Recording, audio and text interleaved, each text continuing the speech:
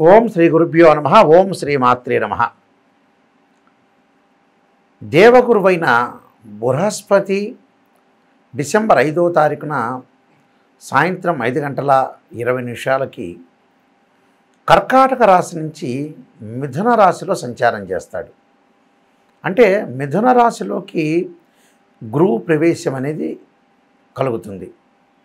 December 5వ తారీఖు నుంచి గురువు పునరుసు నక్షత్రంలో మిథున రాశిలో వక్రస్థితిలో ఉంటాడు. ఈ వక్రస్థితిలో ఉన్న దేవగురువైన బృహస్పతి మార్చి 11వ తారీఖు ఉదయం 6:05 వరకు ఉంటాడు. అంటే రమారమి 95 రోజుల పాటు దేవగురువైన బృహస్పతి మిథున రాశిలో వక్రస్థితిలో పునరుసు నక్షత్రంలో ఉంటాడు. ఈ నక్షత్రంలో ఉండటం వల్ల పునరుసు నక్షత్రానికి అధిపతి కూడా గురువే. ఆ గురువు బుధుడి యొక్క క్షేత్రంలో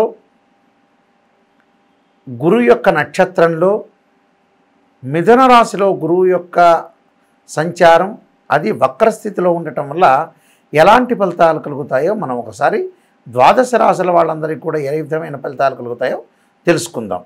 గురువు ధనకారకుడు, సంతానకారకుడు, ద్వితీయ భావాధిపతి, అలానే పంచమ భావాధిపతి, లాభ భాగ్యాధిపతులైన గురువు మరి వక్రస్థితిలో ఉండగా ఏ విధంగా ఉండబోతుంది? సహజంగా చాలామంది కూడా వక్రస్థితి అంటే ఏమిటి అని అంటే, అంతరిక్షంలో 2 గ్రహాలు ముందుకు వెళుతూ ఉండగా ఒక గ్రహం 80 వేగంతో వెళుతూ ఉండగా స్పీడ్లో వెళ్తుండగా 80 స్పీడ్లో వెళ్తుండగా ఇంకొకటి 80 రెండోది కూడా 80 స్పీడ్లో ఉండగా ఒకటి 60 కిలోమీటర్ల వేగంతో అంటే 60 స్పీడు అనేది వెనక్కి తగ్గుతూ ఉంటుంది. అంటే ఒక గ్రహం అనేది ముందుకు వెళుతూ ఉండగా ఇంకో గ్రహం దాని యొక్క వేగం తగ్గితే ఆ గ్రహం మనకి కిందకున్న వాళ్ళు అంటే భూమి మీద ఉన్న వాళ్ళకి ఆ గ్రహం అనేది వెనక్కి వెళుతుందని అర్థం. వాస్తవంగా అది వెనక్కి వెళుతున్నట్టు అని అర్థం కాదు. నిజం చెప్పాలంటే దాని యొక్క వేగం తగ్గింది అని అర్థం. ఈ వక్రస్థితిలో ఉండటం వల్ల గురువు ఎలాంటి ఫలితాలు ఇస్తాడు అంటే ఇవన్నీ కూడా గోచారరీత్యా చెప్పబడే ఫలితాలు అంటారు. ఎప్పుడు కూడా గోచారానికిను బర్త్ చార్ట్కి చాలా తేడా ఉంటుంది. మీరందరూ కూడా గమనించాలి. గోచారం అనేది 20% సపోర్ట్ ఉంటే బర్త్ చార్ట్ అనేది 80% సపోర్ట్ ఉంటుంది. ఒక చెట్టుకి వేళ్ళు ఎంత ముఖ్యమో అది బర్త్ చార్ట్.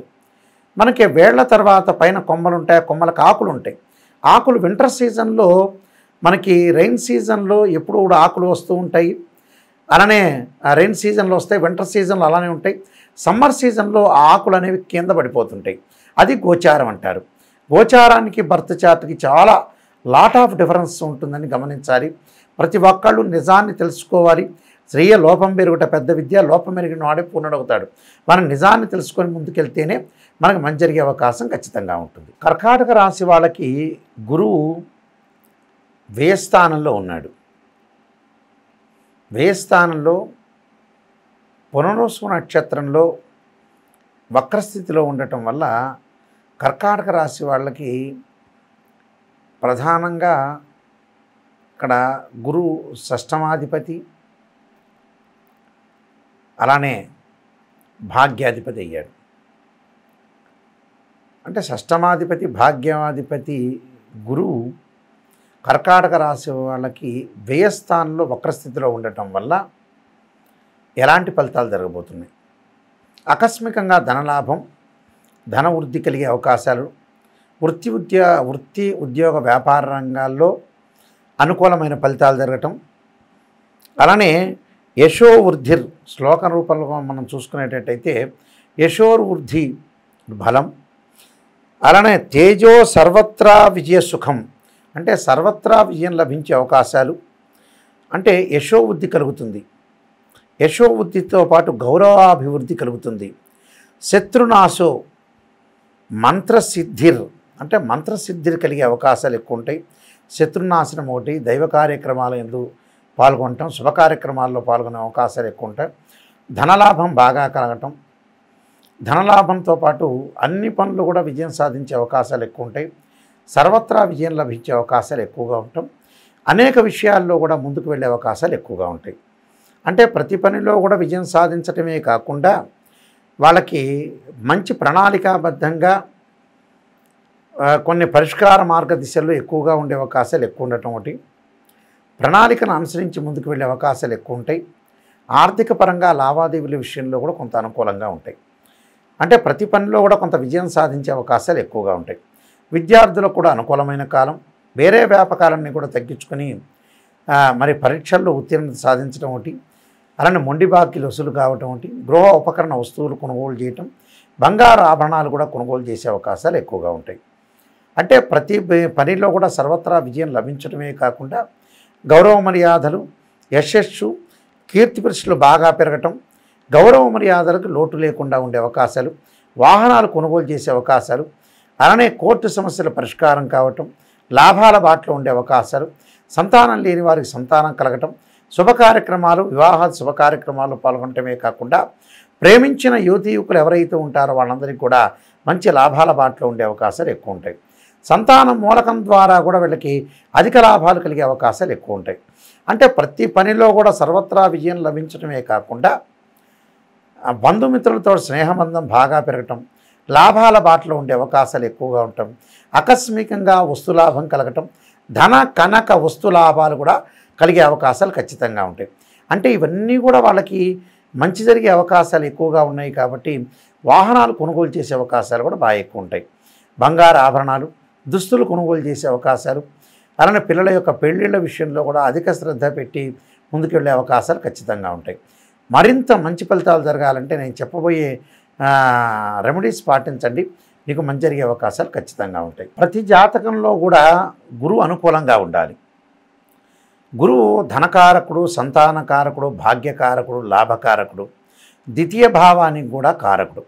సంతానం సంపత్ప్రదం అన్నారు. సంతానం కూడా చాలా ముఖ్యంగా ఉంటుంది. ధనం సంపాదించడం కూడా చాలా ఇంపార్టెంటే. ప్రపంచంలో చాలామంది కూడా ధనాన్ని సంపాదిస్తారు కానీ సంతానాన్ని పక్కన పెడుతూ ఉంటారు. సంతానం కూడా సంపత్ప్రదం అంటారు కాబట్టి సంతానం కలగాలి, అలానే ధనము సకల ఐశ్వర్యం కూడా కలగాలి, లాభాల బాటలో ఉండాలి, వృత్తి ఉద్యోగ వ్యాపార రంగాల్లో కూడా అధిక లాభం అనేది కలగాలి. ధనం మూలం మిదం జగత్ అంటారు. ధనం అనేది సంపాదించడం కూడా చాలా ఇంపార్టెంట్. అంటే ముఖ్యంగా పిల్లలు, భార్య, కుటుంబము, ఫ్యామిలీ పరంగా చాలా అనుకూలంగా ఉండాలంటే గురుబలం ఉండాలంటారు. అలానే వాక్కు బాగుండాలి, ధనం కలగాలి, యశస్సు ఉండాలి, కీర్తి ప్రతిష్టలు రావాలి, విద్యార్థులకు విద్య అవసరం. వీటన్నిటికి కూడా గురువు చాలా నెససరీ. అంటే జూపిటర్ ప్లానెట్ అనేది అనుకూలంగా ఉంటేనే లైఫ్ అనేది మనం ముందుకెళ్ళే అవకాశాలు ఖచ్చితంగా ఉంటాయి. కాబట్టి గురువు యొక్క చాలా ఇంపార్టెన్స్ అనేవి మనం గమనించాలి. చాలామంది కూడా ఏం చేస్తుంటారంటే గోచారాన్ని చూసి గోచారంలో నాకు ఇలా జరగబోతుందా అనేది ఆలోచన చేస్తుంటారు. గోచారం ఎప్పుడు కూడా 20% ఉంటుంది. బర్త్ చార్ట్ చాలా ఇంపార్టెంట్. గురువు రాహుతో కానీ, కేతువుతో కానీ, శనితో కానీ కలిసి ఉండకూడదు. గురువు రాహుతో కలిస్తే గురుచండాలయ దోషం ఏర్పడుతుంది. గురువు రాహు కలిసి కేతు దృష్టి ఉన్నా కూడా గురుచండాలయ దోషమే. గురువు కేతు కలిసి రాహు దృష్టి ఉంటే కూడా గురుచండాలయ దోషమే ఏర్పడుతుంది. కాబట్టి గురువు రాహుని చూడకూడదు, అలానే ఇక్కడ రాహు గురువుని చూడకూడదు. అందువల్ల ఇలా గురుచండాల యోగ దోషం ఏర్పడే అవకాశాలు ఎక్కువగా ఉంటాయి. కాబట్టి గురుచండాల యోగ దోషాలు అనేవి ఏర్పడకూడదు. ఎందుకంటే గురువు యొక్క దృష్టి అనేది రాహు మీద ఉంటే కూడా గురుచండాల యోగ దోషం ఏర్పడుతుంది. అదొకటి గమనించాలి. గురువు అశ్వని, మఖ, మూల, ఆరుద్ర, స్వాతి, శతభిష నక్షత్రం, అలానే పుష్యమి, అనురాధ, ఉత్తరాభాద్ర నక్షత్రంలో కూడా ఉండకూడదు. అంటే గురువు రాహు నక్షత్రాల్లో కానీ, కేతు నక్షత్రాల్లో కానీ, అలానే శని నక్షత్రాల్లో కూడా గురువు ఉండకూడదు. ఒక జాతకంలో గురువు 6, 8, 12 స్థానాల్లో గురుదోషం అనేది ఉండకూడదు. గురువు మంచి శుభస్థానంలో ఉంటే చాలా మంచి జరిగే అవకాశాలు ఎక్కువ ఉంటాయి. గురువు కూడా ఏదైతే నక్షత్రాలు ఉన్నాయో రాహు నక్షత్రాలు కానీ, కేతు నక్షత్రాలు కానీ, శని నక్షత్రాల్లో ఉండకుండా ఉండటం చాలా మంచిది. కాబట్టి గురువు మన జాతకంలో బాగలేదు అని అంటే ఖచ్చితంగా గురువుకు పరిహారం చేసుకొని ముందుకు వెళ్ళాలి. ఎలాంటి పరిహారాలు చేసుకోవాలి అంటే బృహస్పతి పాశుపతాస్ రుద్రాభిషేకం, బృహస్పతి జపము, శనగలుతో చేసిన వంటకాలని దానం చేయటం, అలానే దేవానాంచ ఋషీనాంచ గురుకాంచన సన్నిభం బుద్ధిమతం త్రిలోకేశం తం నమామి బృహస్పతిం అనే మంత్రాన్ని తప్పకుండా చదువుకోవటం, దాంతోపాటు రావి సమిధలతోటి బృహస్పతి పాశుపతాస్త్ర హోమం చేయటం, శనగలు దానం చేయటం, అలానే దేవగురువు అయిన బృహస్పతికి సంబంధించిన ప్రీతికరమైన వస్తువులు దానం చేయటం, గురువారం రోజు నవగ్రహాల యొక్క ప్రదర్శన చేయటం, అలానే గురువు యొక్క ఆరాధన, దత్తాత్రేయ స్వామి యొక్క పారణం, దత్త కవచాన్ని చదువుకోవటం, అలానే దేవాలయాల్లో ప్రదర్శన చేయటం కూడా చాలా మంచిది. అంటే ఇవన్నీ కూడా చేయటం వల్ల ఏంటంటే మనకి గురువు యొక్క అనుకూలత అనేది ఒకటి ఉంటుంది. మీరు అన్ని విషయాలు సక్రమంగా గమనించండి.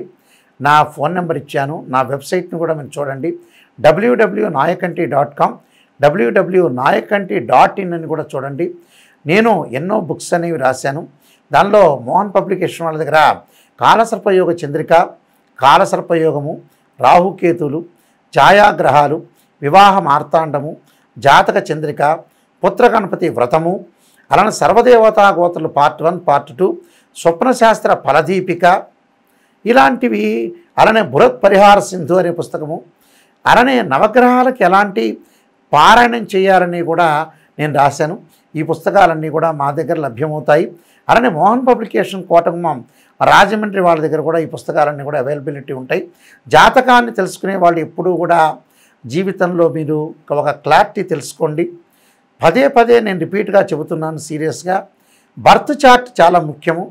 ఏ జ్యోతిష్యుడైనా కూడా మ్యాథమెటికల్ క్యాలిక్యులేషన్ వేసి జాతకాన్ని D16 చార్ట్స్ ఉంటాయి. అంటే రాశిచక్రము, భావచక్రము, నవాంశం వల్ల వివాహం తెలుస్తుంది. రాశిచక్రము, భావచక్రము, సప్తమాంశం వల్ల సంతానం తెలుస్తుంది. రాశిచక్రము, భావచక్రము, దశమాంశం వల్ల వాళ్ళ యొక్క వృత్తిపరమైన విషయాలు తెలుస్తాయి. అంటే ప్రతిదీ కూడా D16 చార్ట్స్ అనేవి చూడాలి. దశలు, అంతర్దశలు చూడాలి. ఏ లగ్నానికి ఏ దశలు యోగిస్తాయి, యోగించవు, ఎలాంటి యోగాలు ఉన్నాయి అనేది చూడాలి. చాలామంది కూడా గురువు చంద్రుడు ఎక్కడ కలిసినా కూడా గజకేసరి యోగం అంటారు. వాస్తవం కాదు. గురుచంద్రులు కొన్ని చోట్ల కలిస్తేనే గజకేశ్వరం కలిసే అవకాశాలు ఉంటాయి. అవి కూడా కేంద్రాలు అయి ఉండాలి. గురువు చంద్రుడు కర్కాటక రాశిలోను, ధనస్సు రాశిలోను, మీనరాశిలోను కలిసి ఉండాలి. కలిసి ఉంటేనే మనకి గజకేసరి యోగం అంటారు. అంటే గురువుతోటి కొన్ని యోగాలు ఏర్పడుతుంటాయి. ఆ యోగాల్లో గజకేసరి యోగం అని చాలా ప్రాముఖ్యత ఉంటుంది. అవి కూడా కేంద్రాలు కావాలి. కేంద్రాలు అయితే ఫలిస్తాయి. అవి కూడా పాపగ్రహాల యొక్క వీక్షణ ఉండకూడదు, పాపగ్రహాలతో కంజంక్షన్ కాకూడదు. ఇవన్నీ కూడా గుర్తుపెట్టుకొని ఏ డౌట్లు వచ్చినా నా నెంబర్కి ఫోన్ చేయొచ్చు, కాంటాక్ట్ చేయొచ్చు. ఎవరైనా సరే నా దగ్గర ఫోన్ చేసేవాళ్ళు నిజాన్ని తెలుసుకోవడానికి మాత్రమే ఫోన్ చేయండి. అసత్యం అనేది ఎప్పుడూ కూడా మనం మోసం చేసుకున్నట్టు అవుతాం. చాలామంది కూడా జ్యోతిష్యులు ఏం చెబుతున్నారంటే వాళ్ళు వచ్చారు కదా అని కన్సల్టింగ్ ఫీజు ఇచ్చారు కానీ పొగిడే వాళ్ళు చాలామంది ఉన్నారు. పొగట్టం వల్ల వాళ్ళ కన్సల్టింగ్ ఫీజు వస్తుంది కానీ మీకు నష్టం జరిగే అవకాశం ఖచ్చితంగా ఉంటుంది. ఎందుకంటే మేము తరతరాలుగా చెప్పే వ్యక్తులం. మా గ్రాండ్ ఫాదరు వీళ్ళందరూ కూడా, మా ఫాదర్ కూడా ఇంటర్నేషనల్ మెంబర్ యాక్చువల్గా శ్రీశైలంలో ప్రధాన పురోహితులుగా పనిచేశారు. అయితే మీరు అన్ని విషయాలు కూడా తెలుసుకోండి. ఎందుకంటే నేను MSc PhD, MA astrology, MA English, MA Telugu, PG diploma in జ్యోతిర్వాస్తు అనేది చేశాను. నేను ఒక ఇంటర్నేషనల్ మెంబర్ని. చాలా సంవత్సరాల నుంచి కూడా నేను ఒక రికగ్నైజ్డ్ ఆస్ట్రాలజర్ కాబట్టి మీరు తప్పకుండా నిజాన్ని తెలుసుకునే వాళ్ళు మాత్రమే నా దగ్గర ఖచ్చితంగా ఫోన్ చేయండి. నిజాన్ని తెలుసుకోండి.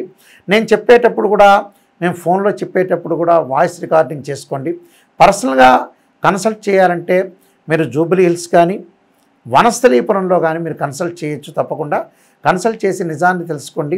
మీరు మంచి భవిష్యత్తు ఏర్పరచుకోవాలంటే నిజానంగా ప్రత్యేకంగా నన్ను కన్సల్ట్ చేయటం కానీ, లేకపోతే నా ఫోన్ కాల్లో మీరు సంప్రదించడం కానీ, నా వెబ్సైట్ చూడటం కానీ, నాయకంటి మల్లికార్జున శర్మ బుక్స్ అని కొడితే కూడా నేను రాసిన బుక్స్ కూడా వస్తుంటాయి. ఇవన్నీ కూడా మీరు చూడండి. చూసి నాకు మీరు ఏదైనా డౌట్లు ఉన్నా కూడా జాతకపరంగా మీరు అపాయింట్మెంట్ తీసుకోవాలన్నా నా నెంబర్కి మీరు ఫోన్ చేసి తెలుసుకోండి. మీ అందరికీ కూడా మంచి జరగాలని ఆశిస్తూ సర్వే జనా సుఖినో భవంతు.